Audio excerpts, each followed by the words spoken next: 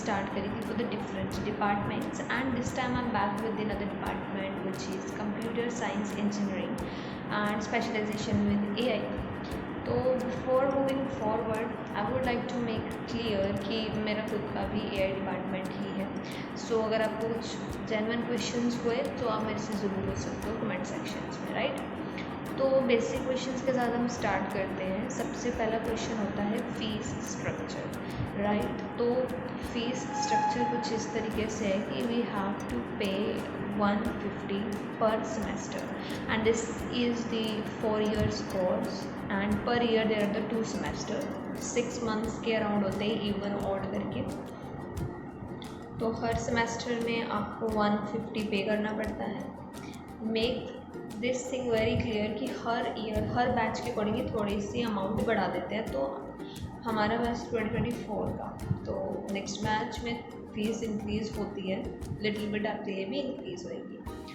And ये fees structure है और इसमें कुछ नहीं है ज़्यादा एक्स्ट्रा. एंड फिर अब हम आगे डिस्कस कर लेते हैं व्हाट अबाउट द प्लेसमेंट. जो जेन्युइन क्वेश्चन होता है कि should I go with the AI. Hype तो इतनी है, यूनिवर्सिटी भी देख ली, इसमें AI ले रहा हूँ, इज़ प्लेसमेंट देयर. तो देखो कंपनीज विजिट कर रही हैं, हमारे सीनियर्स के इंटर्नशिप्स वगैरह के लिए कंपनीज काफ़ी कंपनीज आ रही हैं. Everything is depending upon you guys.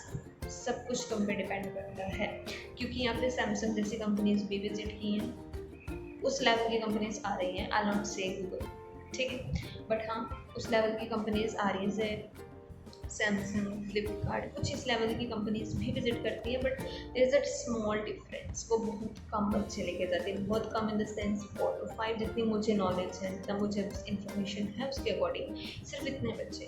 और वो बच्चे होते हैं जिनकी अच्छी CGPA है, ठीक है, एंड आपके उसमें लाइक राउंड्स क्लियर हो गए अच्छे से, वो बच्चे भी हैं. तो बस वो चीज़ होगी. बट कंपनीज विजिट कर रही हैं, ऐसा नहीं है कंपनीज नहीं है, तो आ रही हैं कंपनीज. हाँ कंपटीशन है बट कंपनीज भी है. JP Morgan जैसी कंपनीज काफ़ी अच्छी हैं जो इंटर्नशिप के बेसिस पे लेके जाती हैं. And this time JP Morgan second year के बच्चों को भी उसने दिया है like opportunity.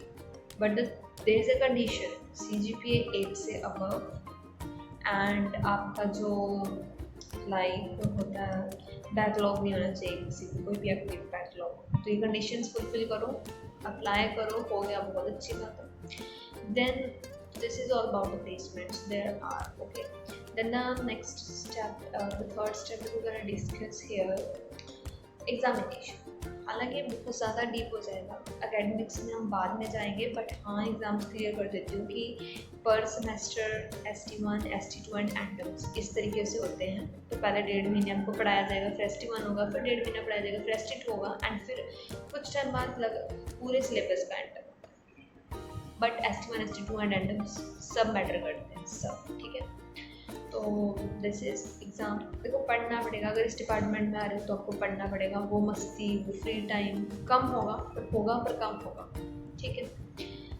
The genuine question, should I take CSE, मुझे स्पेशलाइजेशन की ज़रूरत है या नहीं है, ये क्वेश्चन सबके दिमाग में आता है.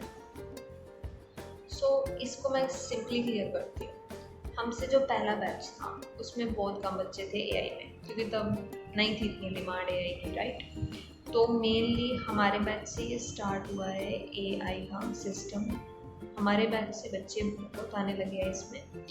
तो everything that is going to happen is from our batch only, क्योंकि अब तक जो हमसे पहले वाला बैच था उसको प्लेसमेंट में CSE के साथ ही बैठाया जाए, ठीक है.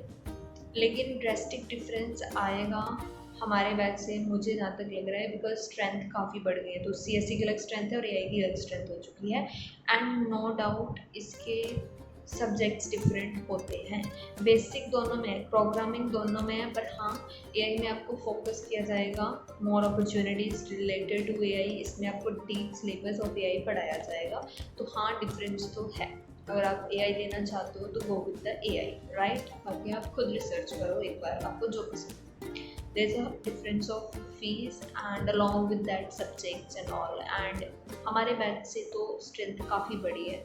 एंड इसके अलावा एक FT बैच भी है, हालांकि उसमें बच्चे कम हैं बट FT बैच भी है. So with every upgradation get a new opportunity.